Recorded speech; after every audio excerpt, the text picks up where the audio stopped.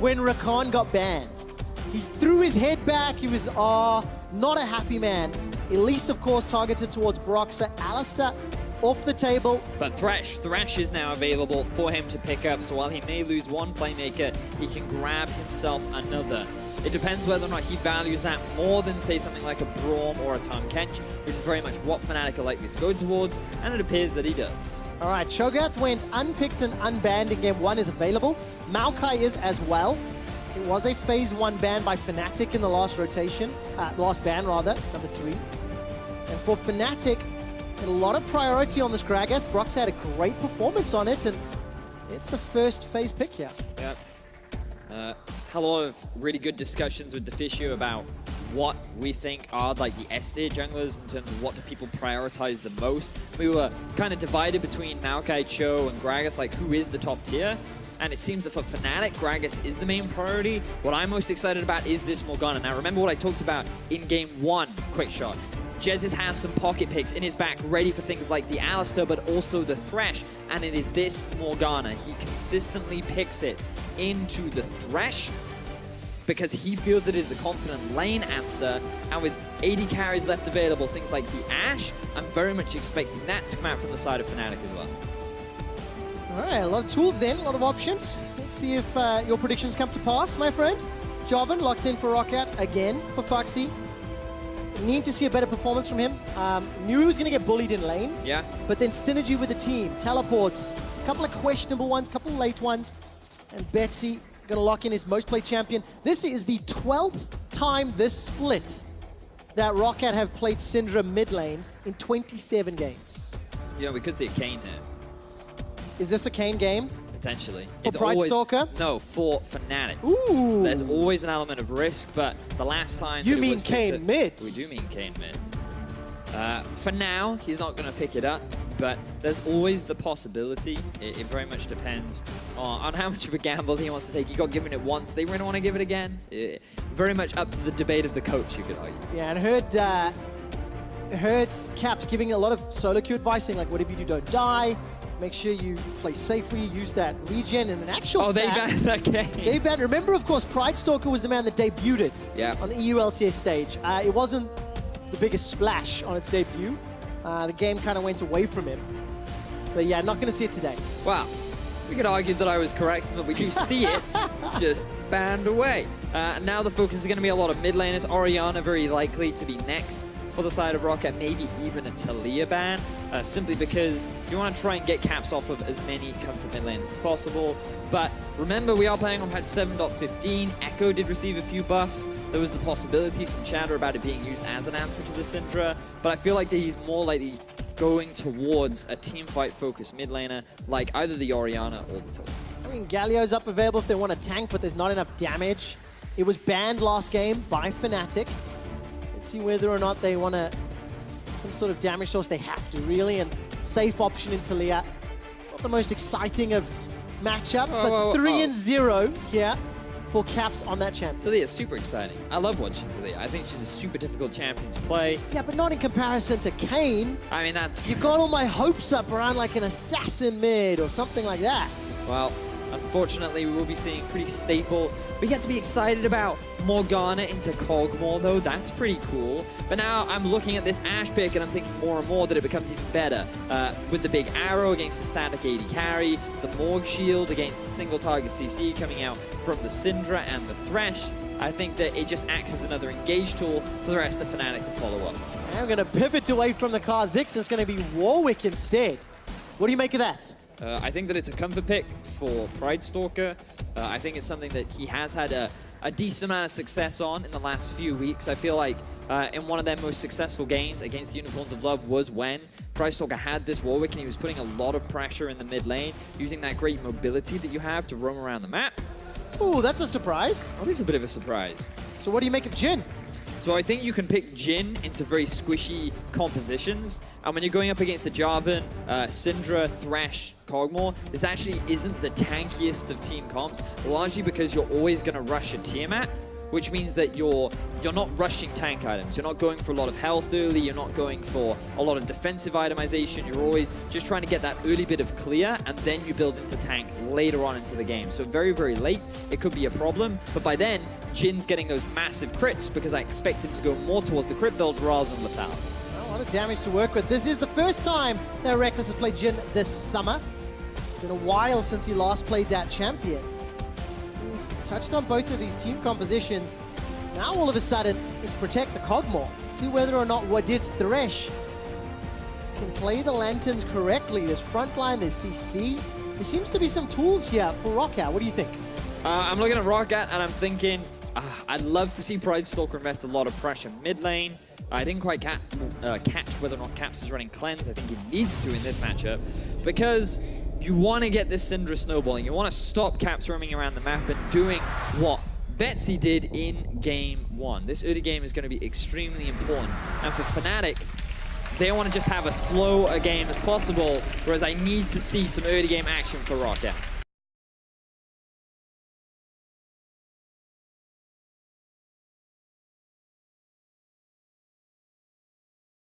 All right, early game ROCCAT. Let's see if they can make it happen. We're loading up into game 2. Fnatic have a 1-0 lead over ROCCAT. This would tie the 2017 head-to-head at 2-2. My eyes definitely going to be on the 80 carries. It's a Pugmore for Hyanin. Oh. And just a quick update. For anybody that caught the damage rating video earlier that Pyra introduced, there's an article up on lollysports.com explaining what damage rating is. Reckless's Tristana damage rating was plus 70%. That's big, by the way. That is gigantic.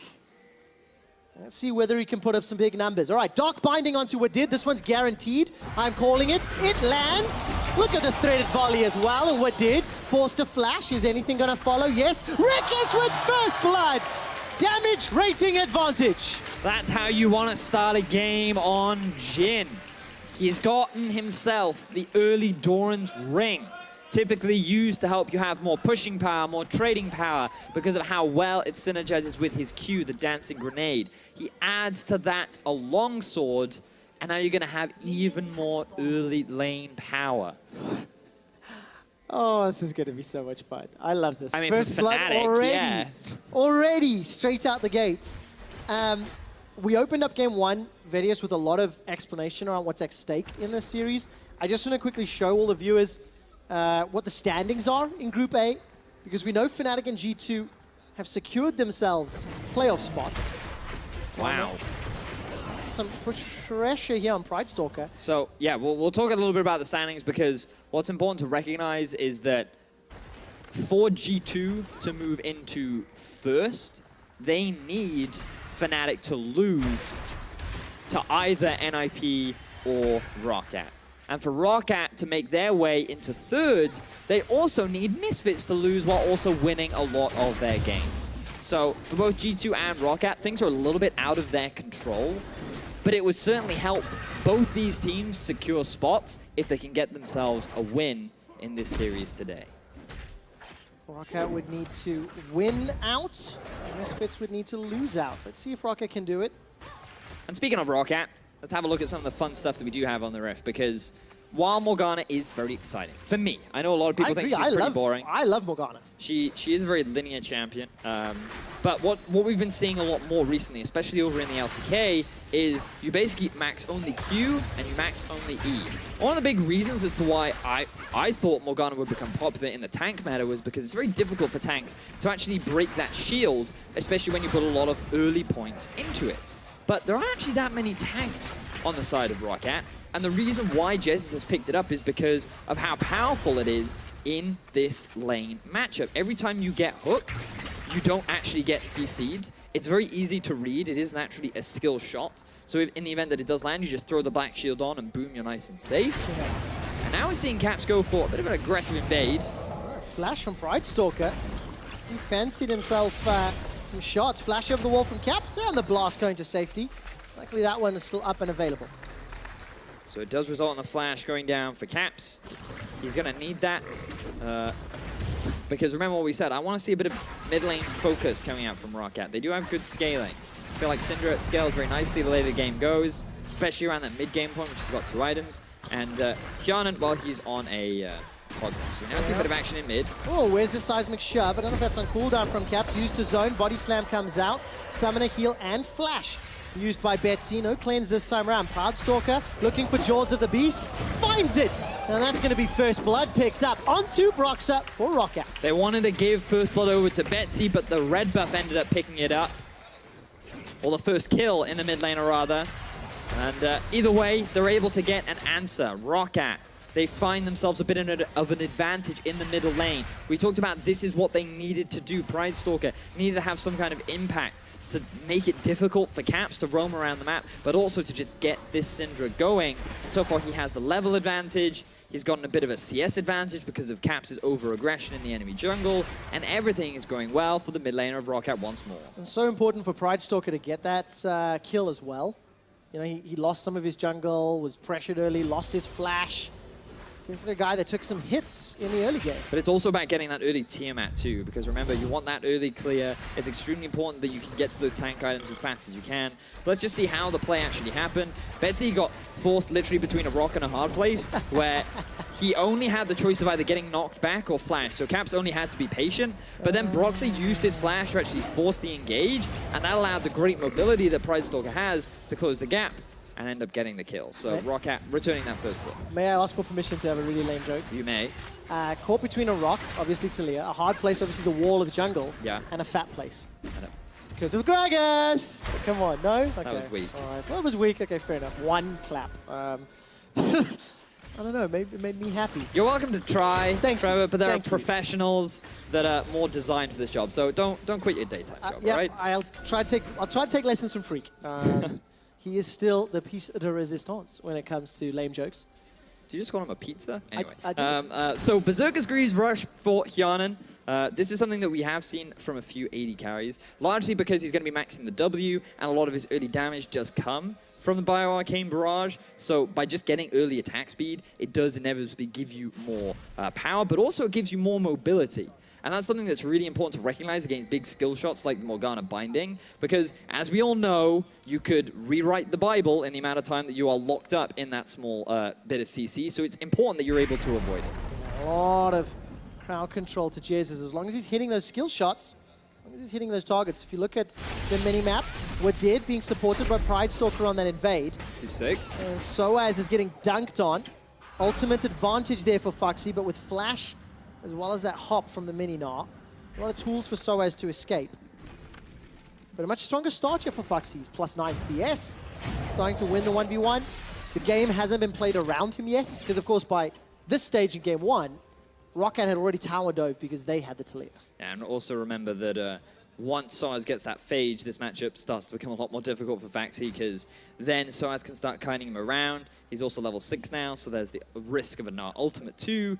And this lane will slowly start to go back in the favor of Soaz, depending on how aggressive Foxy chooses to play up in the laning phase. But so far, across the board, small advantages being gained for ROCCAT once more. This early lead is in their favor. And that's always a bright spot for any of those ROCCAT fans at home, because when you think back to game 1, they started with this good early game lead, but then they couldn't quite transition it into a solid mid game and close out the game.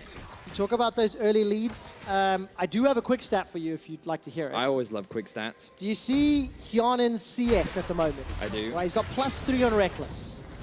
Now this is a kind of a weird one, so stick with me. In the 10 games where Hjarnan has had a CS advantage, as the Black Shield blocks the death sentence. In the 10 games where Hjarnan has had a CS advantage at 15 minutes, ROCCAT have won 9 of those games, okay? 90% win ratio with a CS lead at 15 minutes. Now let's track his CS at 15 minutes and see whether or not that 90% ratio can tip the odds in their favor. So last game, what you're telling me is he was in a deficit, or is this up until? He was in a deficit. There we go. And of course, he didn't have the lead, so it did not impact that. So it's all on Hjarnan, is what Quickshot is saying. All of the pressure is on that man.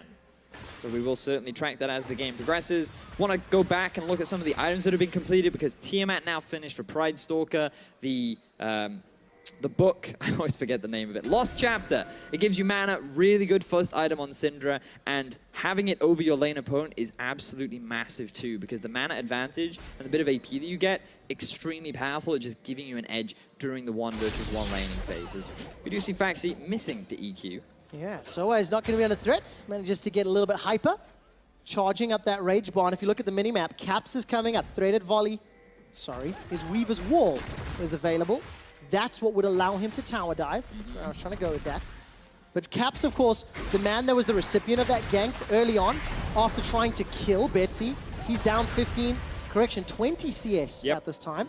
And this is why it was a massive mistake from Caps too. He tried so hard to deny Pridestalker early jungling that it cost him so much in the early laning phase, and then his jungler died as well. So Betsy not only has the item advantage, but he always has consistent pressure in mid lane too, and so Caps doesn't have the freedom to make the same sort of plays that Betsy did in game 1. Betsy traditionally has not had strong laning phases. He's actually struggled a little bit throughout the course of the Summer Split. Something we said in game number 1.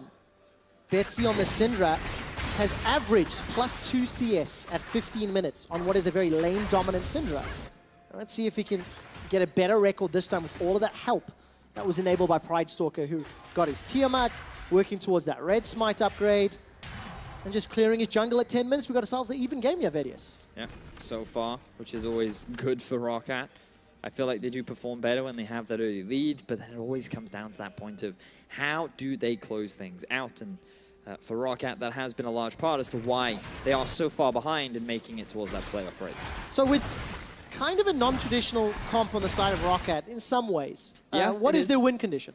What is their win condition? So they have a few, actually, because their team fighting is decent. Once Kog'Maw gets to a certain point, 2-3 items is where he'll really hit a strong spike. But they can also snowball through this Syndra. If they invest a few more resources into getting it going, that could be another avenue with which they could win the game. But he has to be very mindful of the lack of vision that they have around the river right now, as Pridestalker is aware that Broxah and Jizz are setting up a lot of deep wards. Okay, let's see whether or not ROCCAT... No, let's see which win condition they invest into. Yeah. That's a better question to ask. Where does Pridestalker go next? What does Fuxi do with his teleport when it becomes available? Because Soaz currently has the TP advantage. And the Morellonomicon just being finished for Betsy as well means that this is a good point for ROCCAT to try and force a skirmish or a fight. Ocean Drake, we've heard from some of the pros that is an extremely valuable Drake early on because of the lane advantage you get. And if you do want your Kog'Maw to eventually outscale this Jhin, that is a great opportunity. So that's the thing to take into consideration. But we also have to take into consideration itemization of Reckless, who's going for more of a lethality build path, rather than the crit build path that we've seen a lot over in North America. Well, Ghostblade completed, probably thanks to that very, very, very early First Blood. Could help. You know, rushed that one down 11 minutes in.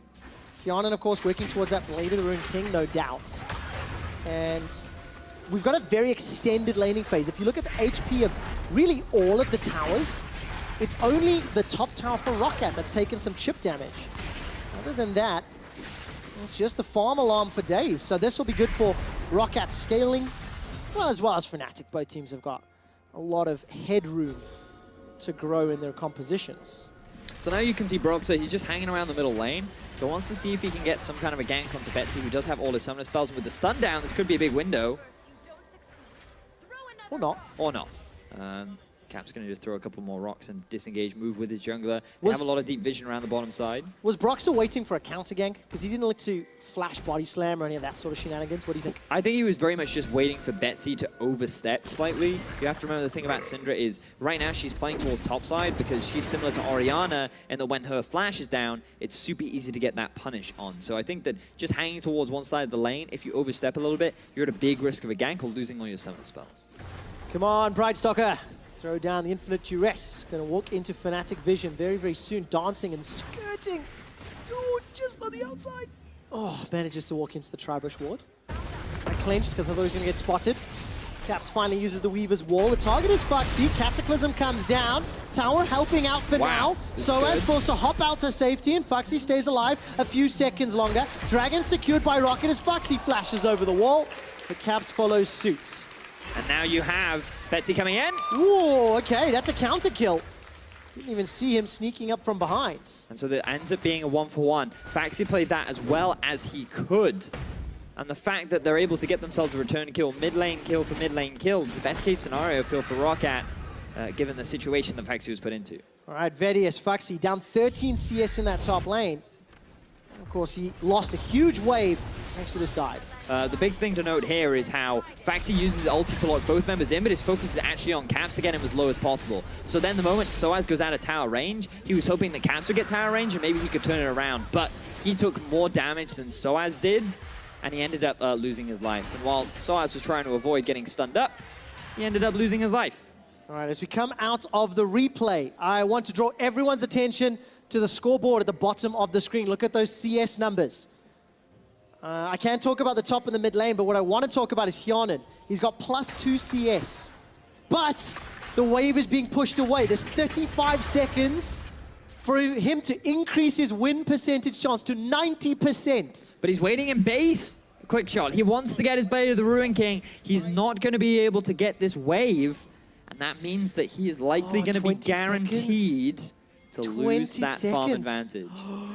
Oh. This is a tough position to be in. You had the possibility of a 90% win ratio. The Lantern, though, is going to pull him in. I don't think he can pick up 10 CS that quickly because there's not that much. This is it. Hyanan has spelt the doom for ROCCAT. Or statistically, it becomes a lot harder. Statistically, it's harder.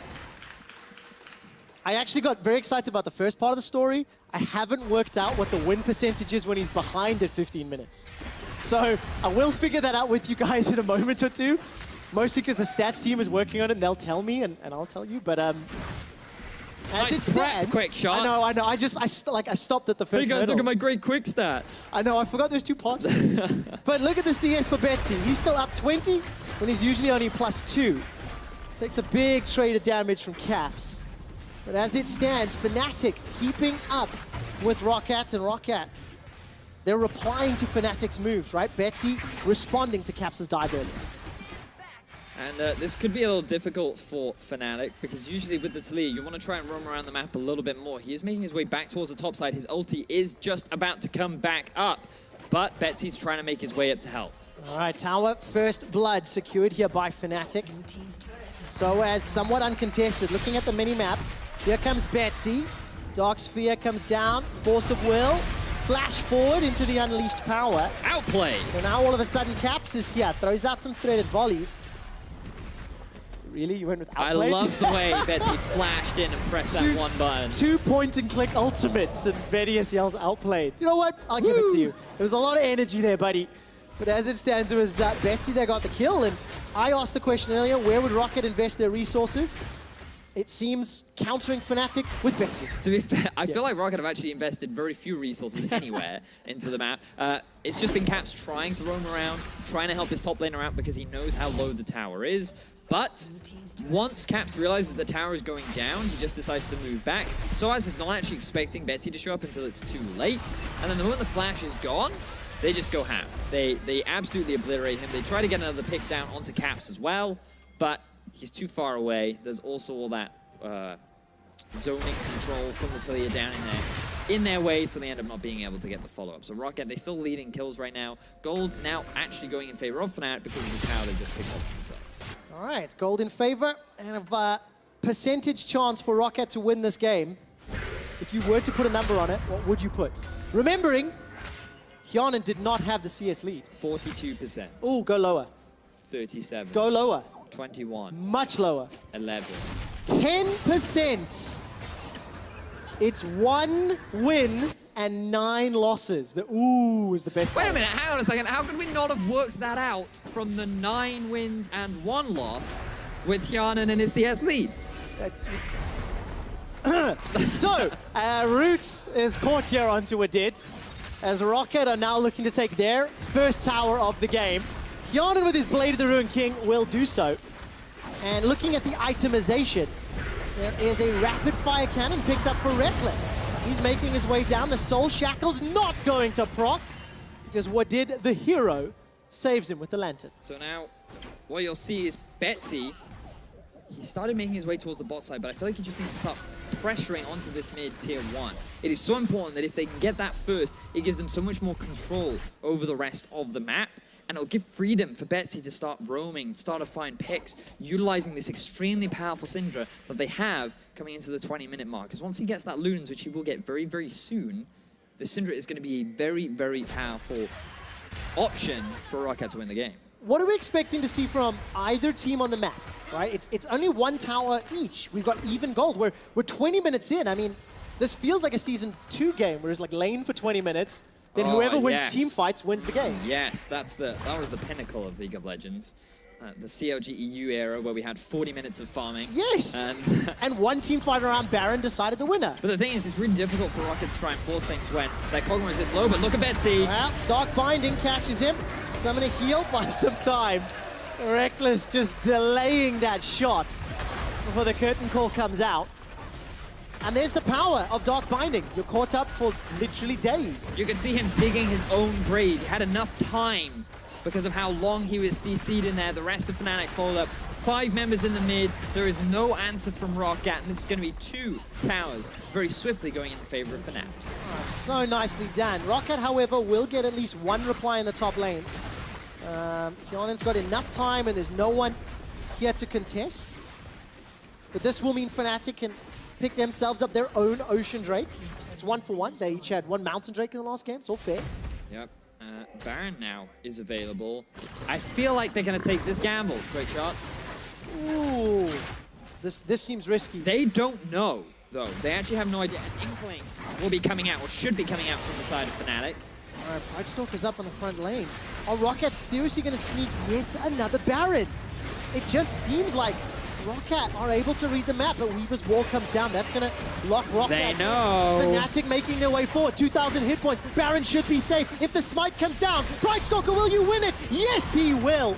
Deadly Flourish comes down from Reckless, and now Betsy unleashes power onto Broxah. He flashes away from the CC. Betsy gets caught out and dropped down by Reckless, who's on a killing spree. But Fnatic lose Baron, and they only get 1 kill in reply. Betsy, he just tries to get some kind of cleanup kills on the back end as Fnatic continue the chase onto ROCCAT. He didn't need to be there, but it doesn't matter. It's a worthy sacrifice for the overall gains of ROCCAT as they walk away with an extremely early Baron. Fantastic decision-making there, and this is the potential that ROCCAT do have. If they work together, if they are more aligned in what they want to achieve, you can see the fruits of their labor. All year long, Fnatic have had the worst Baron control against ROCCAT. Reckless will get run down here. Hyanan just needs 1 more shot. The barrel from Broxah saves Reckless's life.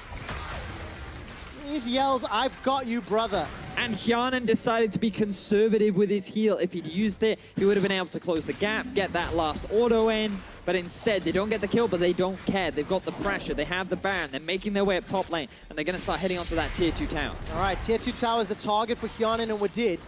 I was mentioning it a moment ago. ROCCAT have been able to secure 13 Barons against Fnatic this year, while Fnatic have been able to pick up 6. Of course, that is helped out by the fact that ROCCAT have won 2 of the 3 previous series they've played. Baron's going to be a tool in that arsenal. We did looking for those hooks, looking for targets to lock down. All right, Baron-empowered minions means Betsy, Foxy, the rest of ROCCAT going to knock over this mid-outer turret. SOAS trying to do some reply on the bottom, does so. That's Rift Herald being summoned. I wasn't quite sure what that was, or teleport. Couldn't see. Either way, Betsy gets chunked down by Caps. That threaded volley doing a lot of damage. Leandri's Torment chunking him down. And as it stands, ROCCAT backing away. This time the death sentence hits, but there's no damage, Vedius. There's no one to follow up. Wadid doesn't have the support of the rest of his team. And he's tagged by a bunch of skill shots before Jesus finally takes him out. Teleport comes down from Foxy. This is getting weird. Infinite Duress, not going to be able to lock down Caps. Jesus is going to get killed as the Soul Shackle stuns too. Now Pride Stalker's running for his life. SOAS hops over Hyanan's head, looking to get that Mega Gnar bar firing up. Hyanan, no flash, remember. He's going to get rooted by a Deadly Flourish, and Reckless gets his 4th kill of the game. Fnatic, they find another great fight as ROCCAT tried to utilize this Baron to push down more towers than they could.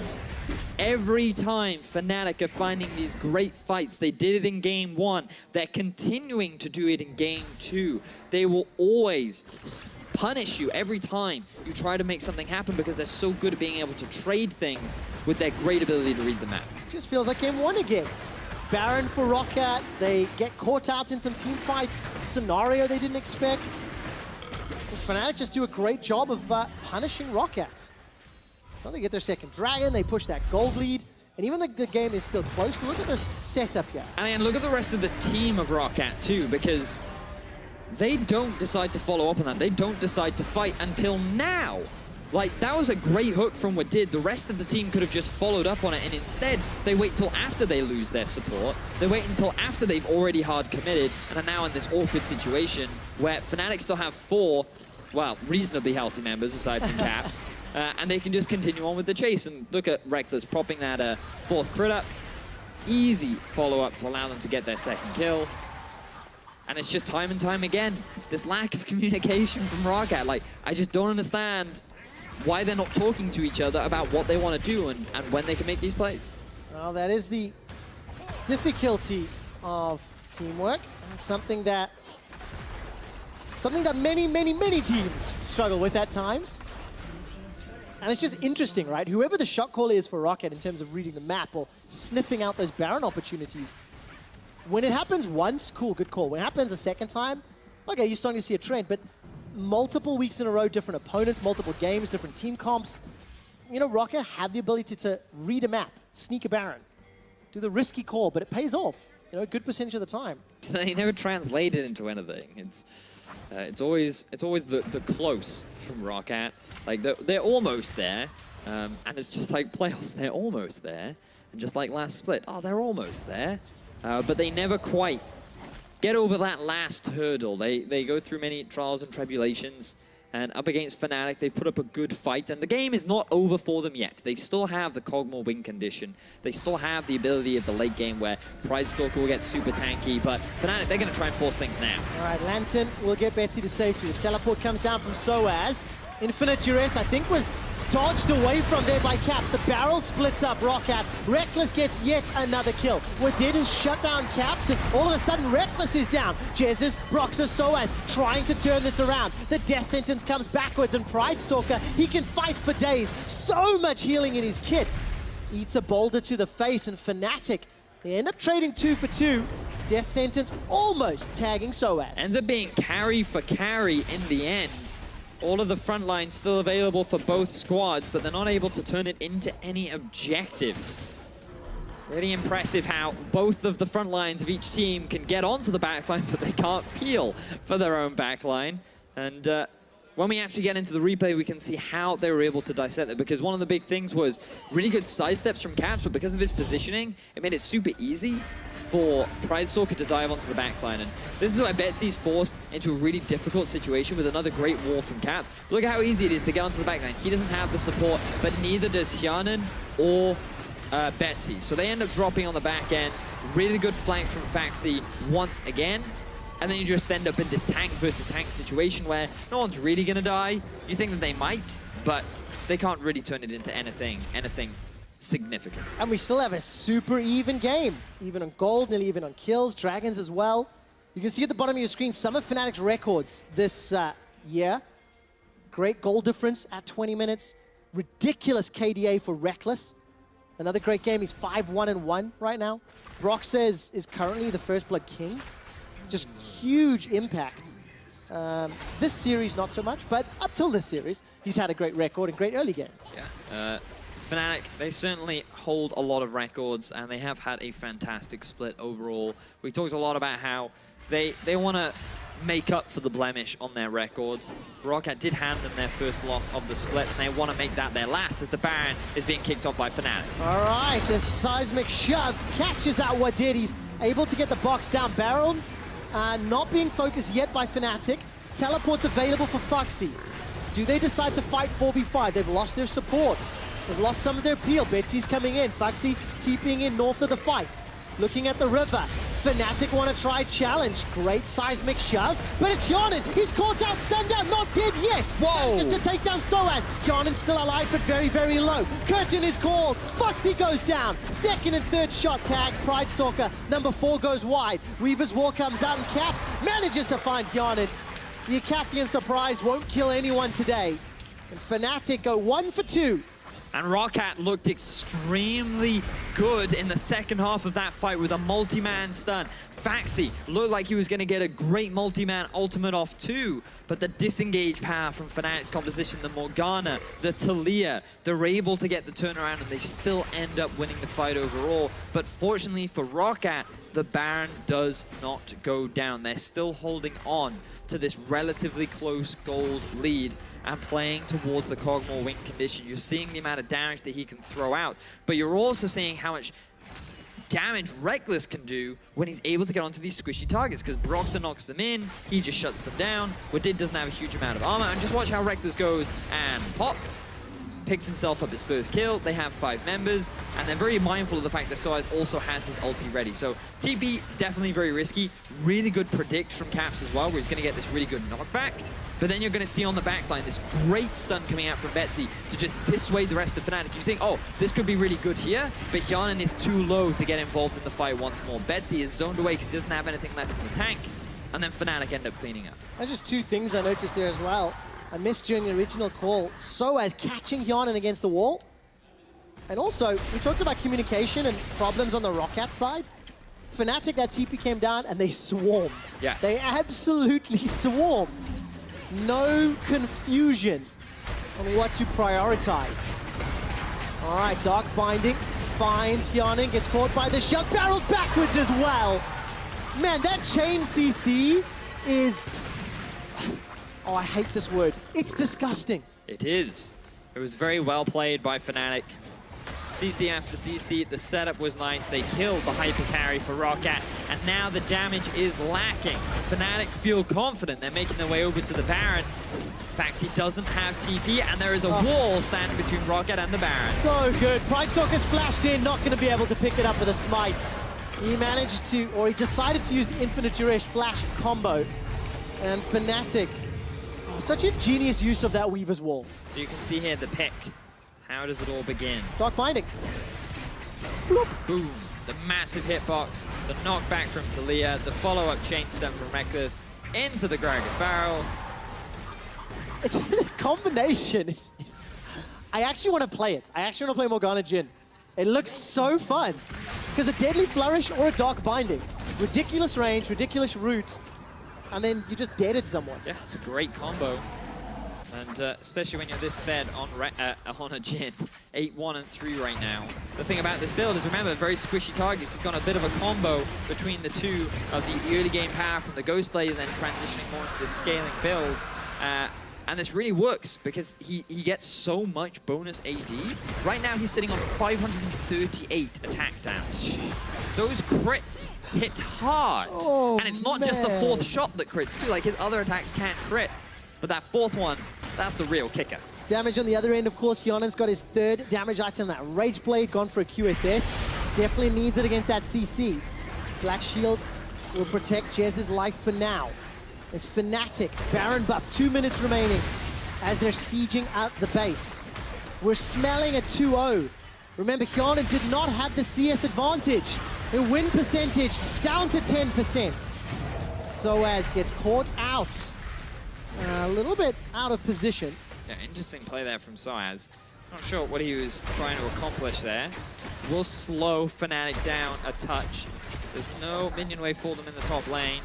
They did push out mid, but things definitely looking a little rough.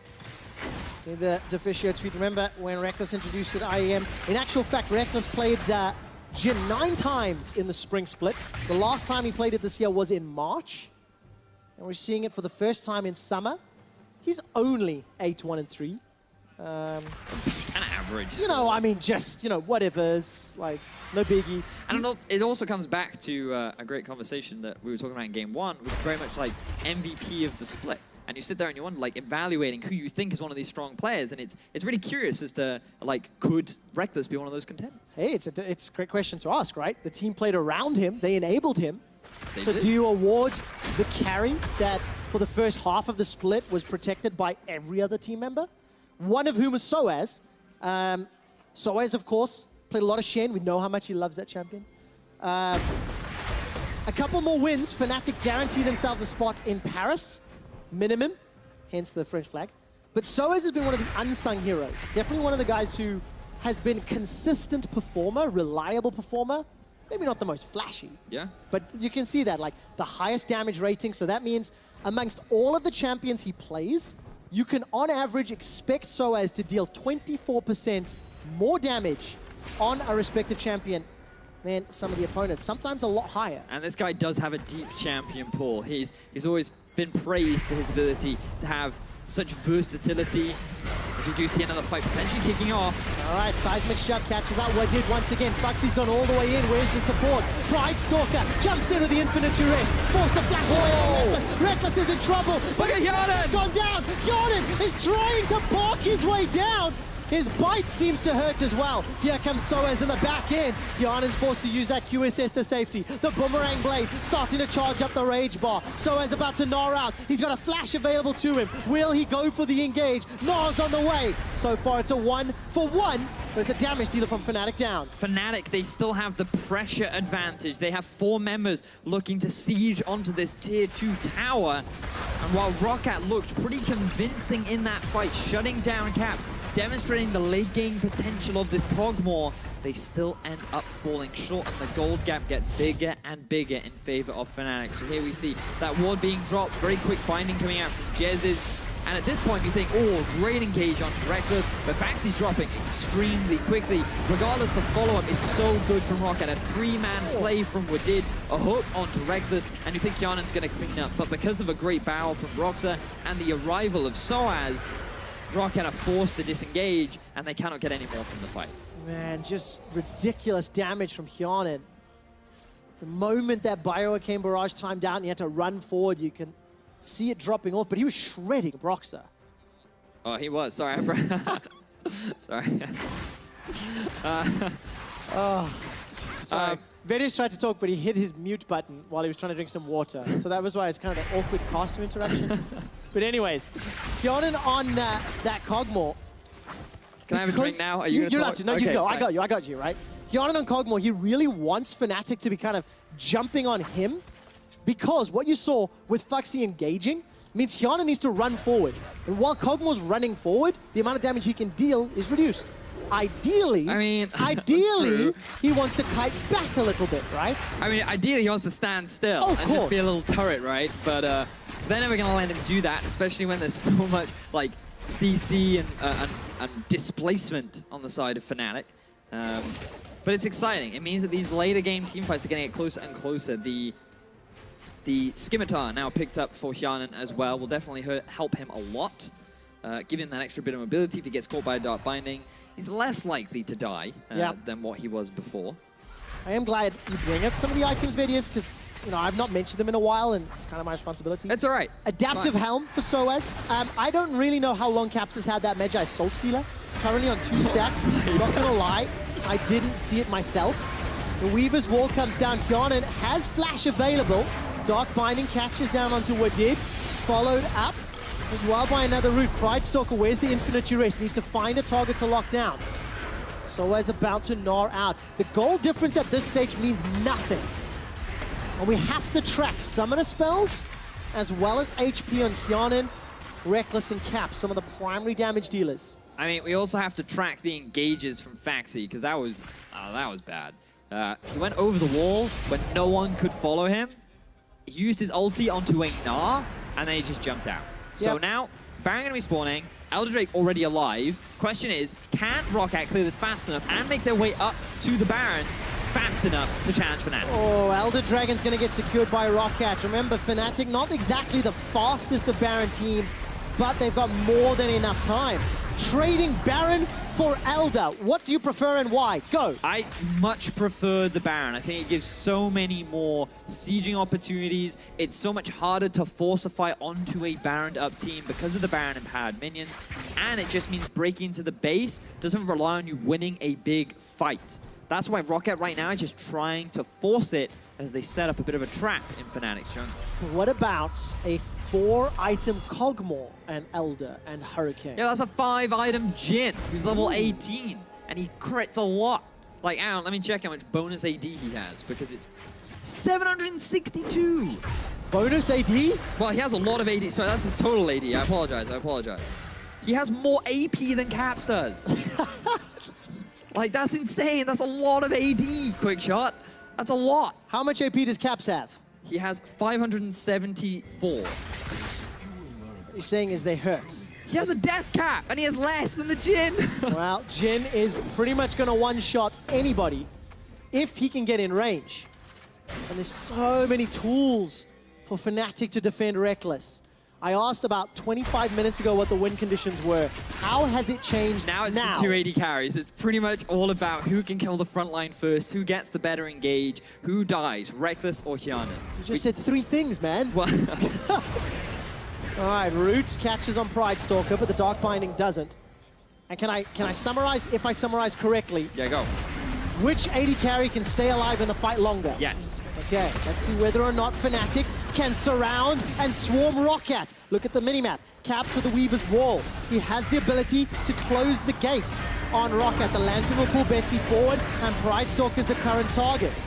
Infinite Duress is available to him as he gets caught by that 4th crit. Teleport coming down from Foxy. He's now backed away. Caps has closed the door. Foxy engaged with the flag and drag.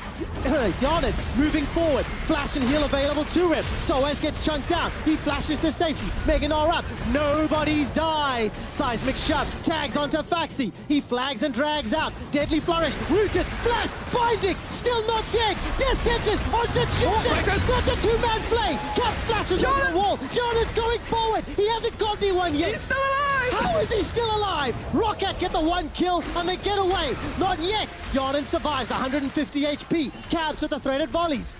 Betsy, look at him! Not gonna find the kill though. Threaded volley falling short. Oh, the lantern! Over the wall. How is nobody else dead? But look, Fnatic, they have priority over mid. They have the Baron buff too. They're just gonna try and run it into the base of ROCCAT. Vedius, the win condition. Whose AD carry survives Soaz! longer? What if both AD carries are alive? Soaz looking for what did. Reckless, no flash available. He crits down. That's another kill, but it's at the cost of Caps' life. AD carries are still alive, Vedius. And Betsy, he gets away with his life, but a lot of damage was done to the base of ROCCAT.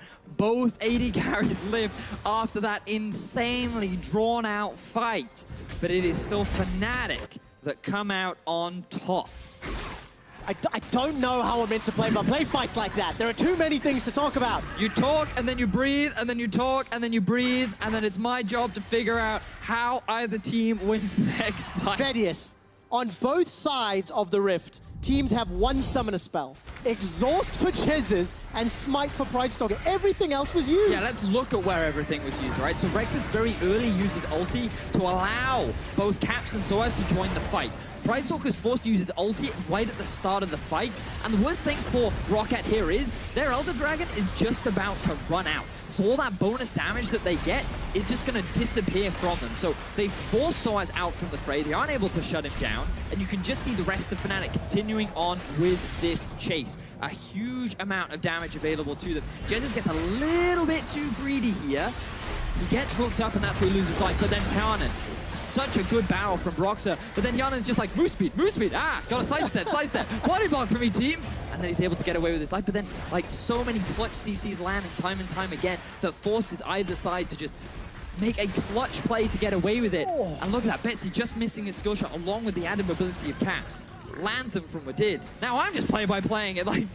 What does it mean, Vedius? It means that it's so much easier now for Fnatic to end the game if they win another fight, because there are 2 exposed inhibitors from the side of ROCCAT's base, whereas Fnatic, they still have a lot of their base left, but I feel like Baron is still going to be the big point that's going to determine this next game, largely because other than that, there's no real way for either team to force a fight unless they can get some kind of miraculous flank off, but both TPs are down. And of course, we've learned in Flash economics that when teams don't have the ability to spend a Flash, they tend to play more defensive. Yes. Lower risk plays. All right, Baron, 1:45 away. Frozen Mallet picked up by Hyanan. Sorry, I'm just so used to saying it. All split long. The Root again catches out Wadid. He's got no Flash, remember. The 4th and final shot comes down. Caps has closed the wall. Here comes Soaz. He's looking for Hyanan. Dark Binding catches down as the Pride Stalker bets he's being chunked down by the threaded volley. He's sidestepping and running for his life. Oh. Redemption won't kill him, won't even catch him. Fnatic find one. It's on to Wadid, 35 seconds. Hyana's in trouble. He's got no flash. Hyana is down. Fnatic find the pick that they need. They still have 5 members alive. Faxi wasn't even in the fight, and now ROCCAT, they are running out of options to stay alive in this series. 3 versus 5. Fnatic take down the inhibitor. 45 seconds before Hyana is respawned. Fnatic, they're pushing in for the final fight, that is. Fnatic 5 members strong. I don't know if ROCCAT can answer. They're gonna try. All right, Cataclysm comes down. Dark Binding prevents any further follow-up. Wallop comes down from Soaz, and the target is Foxy. He's gnawed into his own dead inhibitor. Wadid has spawned, but his death sentence goes wide. 25 seconds before Hyana comes up, and Fnatic play it safe. They've lost enough games at the Nexus already, and they've learned from their mistakes. They're not going to run the risk, so let's see how this pick came to be. Wadid, he's just trying to clear out the wards, but he doesn't have an ability to lantern himself out of the fray. The chain CC that we talked so much about is so strong for Fnatic. Oh, how? What's going on? I don't know. Betsy needs to find the lantern. Won't find it just yet. Soaz took down... I still don't know. Nobody is dead. Faxi, he's still dead from the last fight, so no one knew he's dead, is what I actually mean. TP is still available. And now they're making their way towards the Baron. It's still alive. 18 seconds on Faxi. If you're a believer in quick stats, there's only a 10% chance that ROCCAT can turn this around, but it would need to start now. 45 minutes in. Redemption's being thrown down into the base. Wadid finds a death sentence. Hyana is going to look for Soaz. He avoids the gnaw. He's pounding away, but that's a good barrel. Hyana stays alive. So is Reckless. Stun catches 2. Brox has run for his life. Here comes Foxy. He dunks down onto Reckless. The Cataclysm, but Reckless flashes for his life. Baron even gets an auto in there. But ROCCAT, they're somehow winning this fight. Hyana, he doesn't have any mana, but if they get the kill onto Soaz, they could get so much from this. They've taken down Soaz. 63-second death timer. How is this happening? Both 80 carries stayed alive, and ROCCAT, they're on Baron. They are indeed, Quickshot. They're looking to silence the haters. They want to remain as the Kingslayers as they take down the Baron, and they are still in this game against Fnatic. This is ridiculous. ROCCAT and Fnatic showing up once again. Now remember, this is only the second game. If ROCCAT win this, we have another game to play. The audience certainly excited about this series. So let's have a look here. The biggest thing to note is Soaz misses the ulti onto Hyana. He such a good flay from Wadid to just get him out of range. The barrel, even though it knocks him in, Hyana, he has his flash back up, he can get out of it. And now Reckless, he just cannot get involved in the fight whatsoever. The front line of Broxa is gone, and Reckless, his flash drops too. Fnatic, they have to separate, they have to disperse, and then ROCCAT go on the chase. They get the kill, they translate that into the Baron, and now they are the ones in control. And we need to remind everybody of what is at stake here. ROCCAT are chasing a playoff spot. If they win out and Misfits lose out, ROCCAT take third, they go to playoffs. If you're a member of the G2 army, you want Fnatic to lose to either ROCCAT or NIP. And then if G2 beat Fnatic, that's a fight for first. But this game is not over yet. No, it's not. Look at Caps. He decided to go for the inhibitor and bot, but there are 5 members of ROCCAT in the top lane. They could just force a fight right now, and they're guaranteed to win. They have a minion wave. Are they going to gamble? Are they going to try and end? Oh, looks to be the case. That's a stun onto Soaz. He's able to get out of it just in time to hop to safety. Baron empowered minions now going to start dealing with the Fnatic supers in 2 lanes. ROCCAT fancy their chances. Death sentence finds nobody, and look at the CC. Wadid is down. Here comes Soaz. Nods against the wall. Follow Hyana on the left. He's melting Soaz's HP by Arcane Barrage starting to slowly time out. Heal is available, and that's Soaz down. Now Pride Stalker is the next target. They've traded 1 for 1. Hyana forced to use the Mercurial Scimitar, and Reckless gets another. Pride Stalker and Faxi's GA. Weaver's Wall comes out. Look at the seismic shove, as well as the minefield. That's going to pop backwards. Hyana's in trouble. Dark Binding fights him. A deadly flourish for Reckless. Betsy's now the target. He gets taken down by Caps, and this feels like game. It certainly does, Quick Shot. Fnatic, they find an exquisite fight in their own base, keeping the series in their favor. They shut down ROCCAT, and now there is nothing standing in their way to get themselves the 2-0. Fnatic are pouring down the middle lane. 10 seconds for Wadid to respawn. The players are already celebrating as Nexus turret number 1 falls. Nexus turret number 2 falls. The Nexus of the Kingslayers ROCCAT is being crushed. Crushed is a strong word. Broxer, come on, bro, you can take it down. The rest of Fnatic are hunting Wadid. The Winians are pouring through. And after a delayed finish, Fnatic exact their revenge on ROCCAT. The look of relief on Fnatic's face. When that Baron went down, it looked bleak. But they get that final fight right at the end of the game, where you'd expect the final fight. But, but they made it work so superbly. 15-1-4 on Reckless. This man was a machine in the late game on that Jhin. And what a tense series, though. That could have gone either way. That gun may be called Whisper, but Reckless was screaming from the rafters, enabled by all of Fnatic, and Broxer, time and time again, those barrels. You know what? Let me step back. Oh, I shouldn't say that. So often, Fnatic chained their CC flawlessly. They did. And that, to me, felt like the pivotal, like the game changer. Every time one CC landed, it never felt like someone got away. But also, it became extremely difficult for ROCCAT to really ever kill a single member of Fnatic and then turn that into a multi-team kill. Like, just bear in mind, the overall kill score of that game at the very end of it was 23 for Fnatic and 13 for ROCCAT. They never really got a full 5v5 team win. They never really were able to shut down all the members of Fnatic, and it was just thanks to their composition, the Morgana, the Talia, the Gragas, so many disengage tools that made it incredibly difficult for ROCCAT to just keep chasing with the comp that they had. Heartbreaking scene there as Wadid put on his hoodie and walked away. You think about ROCCAT this series, they fought hard. They did. They could have, maybe should have, won game 1. They had opportunities in game 2. A 22-minute Baron. A 46-minute Baron. And there's just something in that last gear, something in that last step that is not clicking for ROCCAT. Nope. A part of me thinks it's experience. A part of me thinks that it's just coordination. Yep. This team just can't seem to click. And it is unfortunate because I'm sure the fans, they always get extremely excited when they see these glimmers of hope. But then when it actually comes down to it, when that final decision has to be made, they crumble. They can't execute. They cannot make it happen, and they don't translate it into a win. And something you kept saying throughout the series, communication seems to be one of the big, one of the big blockers. Yeah. Blocker's a good word. Whereas for Fnatic, on the other hand, just really good coordination, like the chain CC, the rallying around the TP is one of the most visual explanations of clear, calm communication. Yeah. Who would you vote for player of the series? Player of the series? It was, I don't know. I was asked in the game, and I was like, I actually swore at production. I was like, no, can't ask me this right now. But we did have to vote. Who did you vote for? I think I voted for Reckless. You did? Well, fantastic, because he's actually the player of the series. Reckless, of course, managed to have great performances. That Jhin pulled it up for the first time in summer. 26-4-8. Man, who has him on fantasy? Well done on your win this week. That's pretty much what it boils down to. Oh, yeah.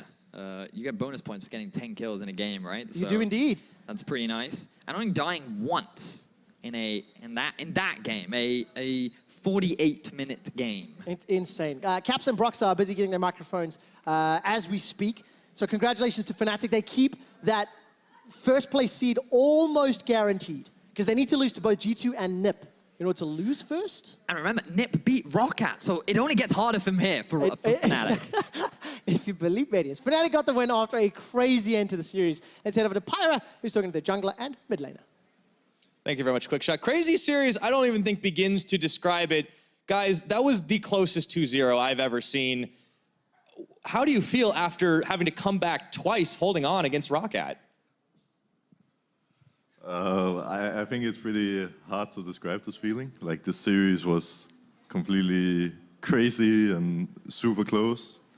And I think in the end, all of us were pretty scared of losing last game. Like, it was extremely close, and if it went just a little bit wrong, then it would suck pretty hard and they would end the game. But I think we were pretty good at staying calm and just pull it together in the end.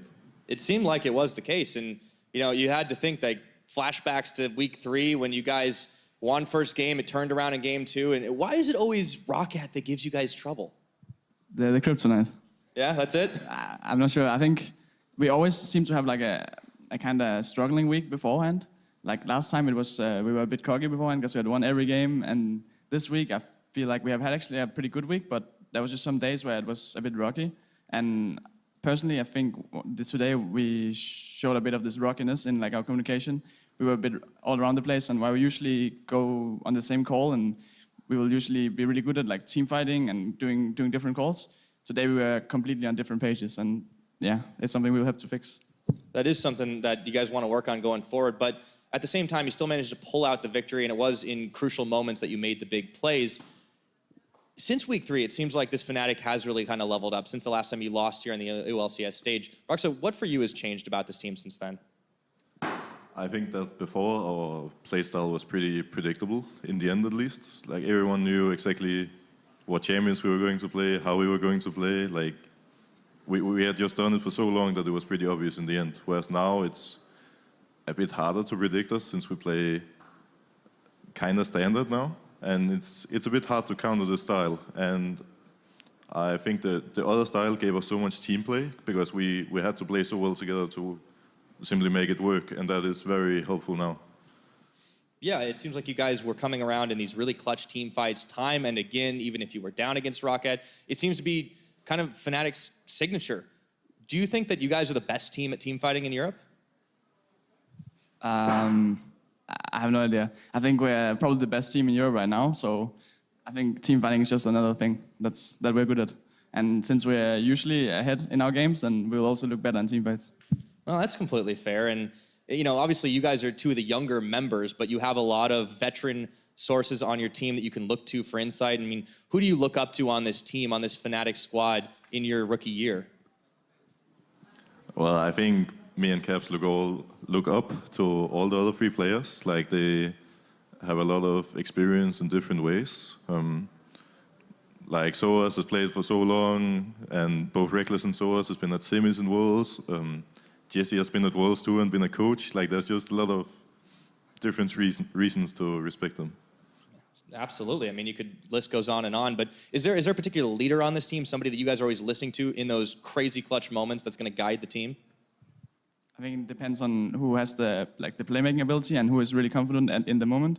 I think everyone are able to step up in the moment and make the call. If they see an opportunity to, let's see, we hit a Morgana binding, then Jesse will call, or we can hit a barrel from Gragas or a Talia W or something like this. Wow, so anybody can step up in the clutch of the moment. That seems to really be to your guys' benefit. Now, just to keep touching on this, you guys are the newer members of this team. You've come in at various times in this year to kind of be a part of Fnatic. As they're now kind of resurging and you guys are having like return to the Fnatic glory, for young players like you guys, what does that mean to you?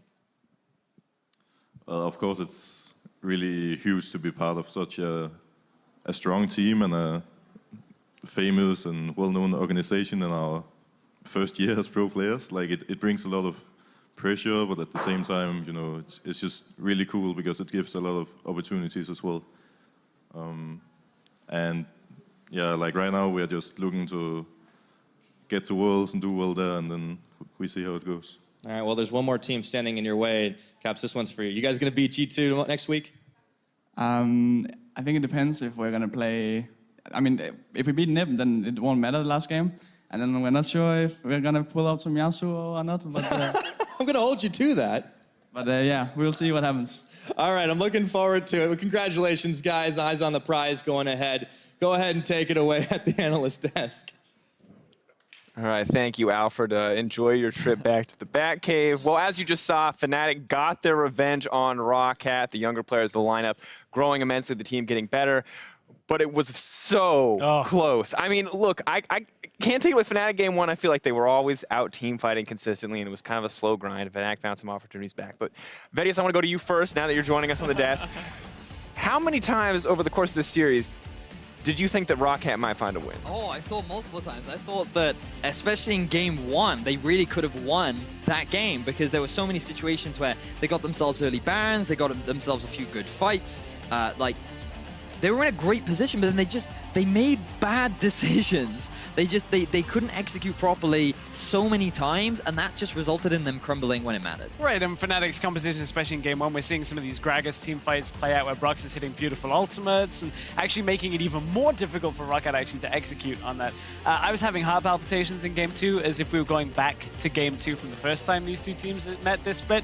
Thankfully, Faxi was 11 deaths short for the majority of that game than the last time That's the ROCCAT won. secret. They would have won. He just didn't die enough. That was the problem. There wasn't enough At tribute. 13 deaths, Foxy becomes the greatest top laner in Europe. That's what you don't understand. It's just that threshold that he needs to hit. But, I mean, a really chaotic game, I think, in some ways, ROCCAT can be happy to a certain degree with some of the improvement, especially the early game, which felt good for them in both games. But on the opposite side, Fnatic, that felt bad to me. As a team, Fnatic, I think we can safely say, are top team in Europe, or at least contesting. Top 3 for sure, top 2, I think, as well.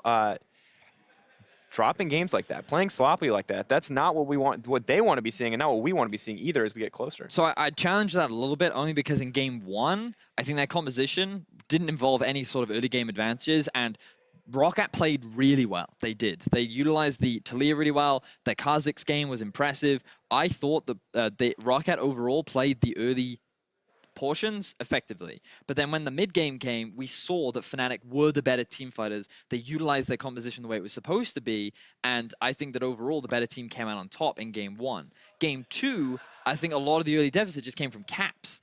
This guy trying to go for these early invades onto Pride Stalker, trying to set stuff up on the blue buff, then being forced to flash, the early gank going horribly wrong. Like, they just played their early game badly, which resulted in another advantage going in favor of ROCCAT. And I just think that it's a matter of game 2 they misplayed, but game 1, you just have to give credit to ROCCAT, who did play very well. Yeah, I think it's the kind of one where you want to give a lot more to ROCCAT. I think for Fnatic, there's so much discussion about how they're younger players, and I don't want to put words in Fnatic's mouth or anything, but being this close to basically having the first spot anyway, you heard Cap say it in the interview that if they beat NIP, the G2 series in their mind doesn't matter.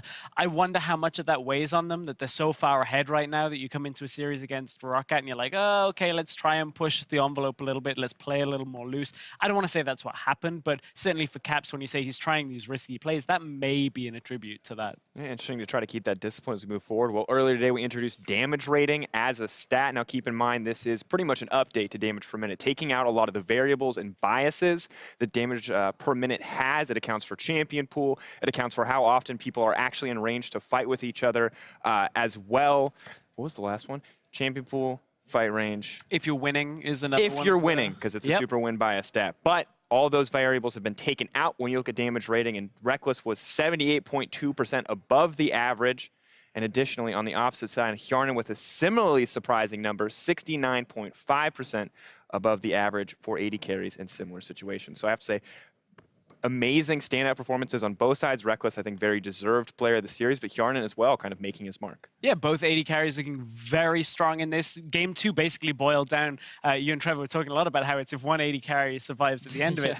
I think my favorite thing about this is Reckless is rank 1 in Europe for damage rating as it is. The average is 14.8% damage rating. That's significant. He's doing 14.8% more damage on his champions than just about everybody else that you expect from. This game is like 70% plus. That's how monstrous this guy was on an 80 carries. And I mean, it makes sense. They're fighting literally constantly. Yeah. I mean, the amount of times, or the amount of opportunities this guy has to do damage is through the roof, and he's consistently fighting every time. But it was not just about Fnatic ROCCAT. Our first series of the day, H2K and Vitality going toe-to-toe. toe-to-toe.